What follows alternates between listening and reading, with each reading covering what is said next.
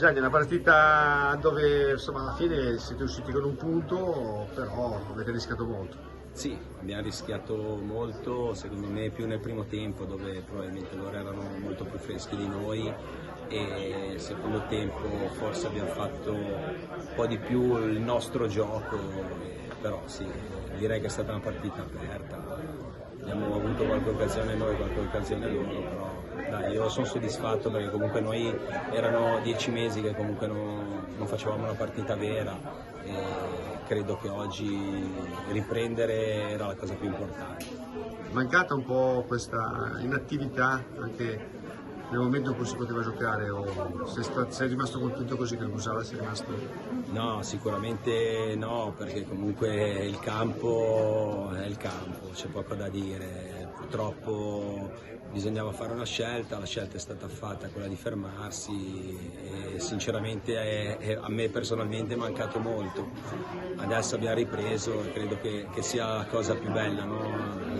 Riprendere a ritornare sui campi, vivere la partita in un certo modo.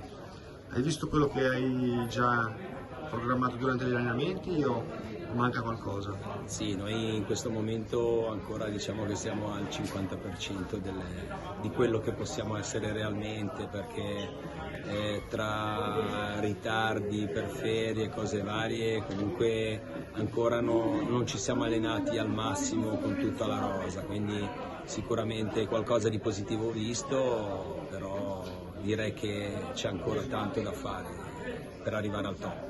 C'è un bel clima, visto che tu con un tuo ragazzo hai detto il giorno che metti la palla dentro bene e poi... Sì, noi cerco sempre di sdrammatizzare anche durante la partita per rendere il clima un po' più sereno, no? Anche se a volte poi mi arrabbio sul serio, però sì, il clima credo che in questo periodo dell'anno sia abbastanza soft, quindi ci sta la battuta. Obiettivo del Busalla per il campionato?